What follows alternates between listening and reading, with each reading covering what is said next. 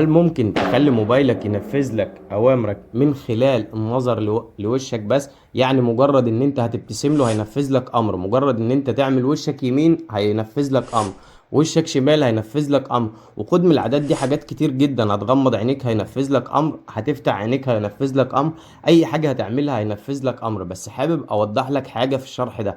طبعا كل متابعيني عارفين ان انا ما عنديش الجرأة او لسه ما عنديش القوة ان انا اقف قدام الكاميرا، لكن بصراحة الميزة دي ميزة جامدة جدا جدا جدا، وهتريحك كتير جدا لو انت حابب تعمل اختصارات سريعة للموبايل من خلال حركات وشك بس. ممكن تريح نفسك. فهي الميزة دي لو انا هتكلم عنها، انا المفروض كنت ظهرت بوشي عشان وشك بس. ممكن تريح عشان تشوفوا الحركات دي. بس انا هقولك على الميزة دي، وانت هتدخل تعملها وجربها وقول لي في التعليقات. بس يا ريت تعمل سيف للفيديو الاول، لان انا متأكد ان انت هتحتاجها، لان اول مره الميزه دي تتشرح. يعني انا اتحداك ان يكون في حد شرحها قبل مني على الانترنت. تعال اما نشوف مع بعض. طبعا زي ما حضراتكم شايفين الكاميرا قدامك اهي. هنعمل ايه؟ هنجيب الاعدادات من الاول. هتجيب الاعدادات وهتنزل على حاجه تحت اسمها امكانيه الوصول والراحه. لو لسه مش متابعني تابعني عشان هيوصلك كل جديد ان شاء الله. امكانيه الوصول، هنعمل امكانيه الوصول بالشكل ده كده، نضغط عليها. وبعد كده هتيجي على حاجه هنا اسمها التفاعل. وطبعا التفاعل دي في حاجه محدش شرحها او ما شفتهاش على الانترنت قبل كده، اسمها الوصول عبر مفتاح التحكم. وهتيجي بقى هنا هتضغط على الاعدادات. وزي ما حضرتك شايف اعدادات الموبايل لمح وشي وانا ببتسم ففتح لي الاشعارات، لان انا مشغلها للاشعارات. خلاص اهو.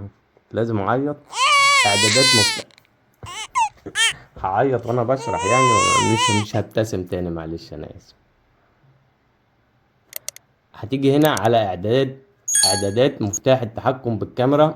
ولو انت حابب تضغط عليها بالشكل ده زي ما حضرتك شايف، فتح الفم انت هتختار له، والابتسام ورفع الحاجبين والالتفات لليسار والالتفات لليمين والالتفات للاعلى. دي كلها مجرد ما تختارها بالشكل ده هيفتح لك الكاميرا وهيقول لك صور لي وشك عشان يعمل المعاينة الاول. وبعد كده هتيجي هنا على حاجة تحت اسمها تعديل التخصيص. ومن تعديل التخصيص هتختار الاجراء اللي انت حابب يعمله على الشكل المعين اللي انت هتعمله له. وبكده تكون انت عينت حاجة معينة. وطبعا عندك حركات كتير. بس تعال عشان ما اطولش عليك الفيديو، تعال اما نشوف ايه اللي تحت. طبعا عندك هنا شوية اعدادات هسيبهم انت وذوقك. تجاهل محاولات التشغيل المتكررة لمفاتيح التحكم، ممكن تعملها صفر او تعملها مرتين او تعملها مرة، بحيث ان الموبايل لو ملقطش معاك او لو حد غيرك حاول يعملها ملقطش من مرتين يبقى مش انت، فهو يوقفها حالا. تمام. وعندك زي ما حضرتك شايف كده، هنرجع ورا.